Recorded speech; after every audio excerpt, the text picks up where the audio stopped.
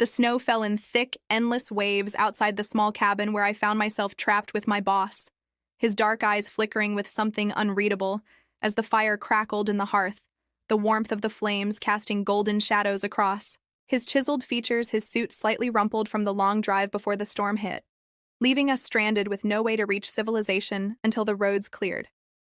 My heart pounded as I tried to focus on anything other than the tension building. Between us, the air thick with something unspoken, something electric, something I had spent months trying to ignore. But now there was no office, no expectations, no boundaries. Just the two of us in this intimate space where every glance, every movement, seemed magnified.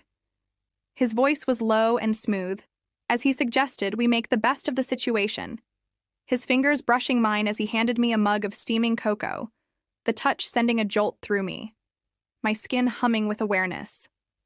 I knew this was dangerous. I knew crossing this line could change everything, but the way his gaze lingered on my lips, the way his breath hitched ever so slightly when I stepped closer, told me he was thinking the same thing. The cabin was small, too small for the tension that crackled between us. His broad shoulders taking up too much space. His presence overwhelming, intoxicating. I had spent so long pretending that my attraction to him was just a passing crush. But here, in this secluded place with no escape, there was no pretending, no ignoring the way my body reacted to him. He reached out, brushing a strand of hair from my face, his touch lingering, his eyes dark with something intense, something consuming. I swallowed hard, my pulse thrumming as I leaned into him just slightly. Just enough for him to know that I wanted this, that I wanted him.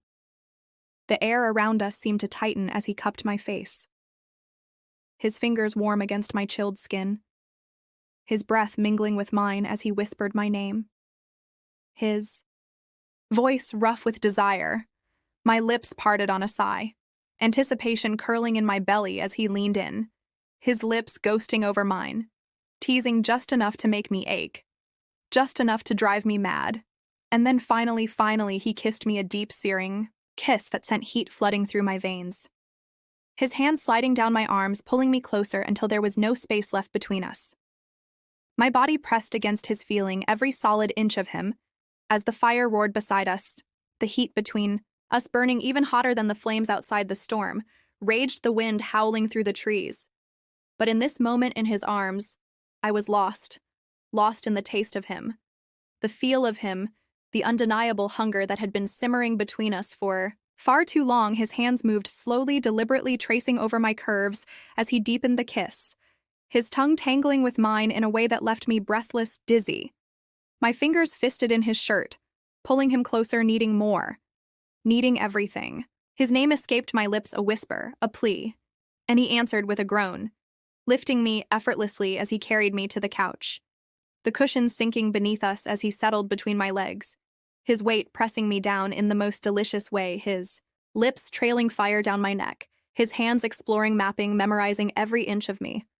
And I knew there was no going back, no undoing this night, no pretending that I didn't want him with every fiber of my being. Outside, the snow continued to fall, thick and endless, but inside in his arms I burned. The night stretched long and unrelenting. The only sounds filling the cabin were the crackling fire and the hushed murmurs between us, as we explored each other as if we had all the time in the world, our bodies moving in sync as though we had been waiting for this moment forever. The weight of the unspoken emotions pressing heavily against my chest, because I knew this was more than just heat, more than just passion. Something inside me shifted as he traced the outline of my jaw, his gaze searching mine for an answer to a question he had yet to ask. I felt something fragile and terrifying blooming between us, something that couldn't be ignored, and as his arms tightened around me, I let myself sink into it. Surrender to it. Morning would come eventually. Reality would set in. But for now, in this cabin, under the soft golden glow of the fire, I was his and he was mine, and nothing else mattered. We were caught in a moment that felt like a dream suspended in time, a night of unexpected passion that neither of us would ever forget. And as I drifted into sleep wrapped in his warmth, I knew one thing for certain: nothing would ever be the same again.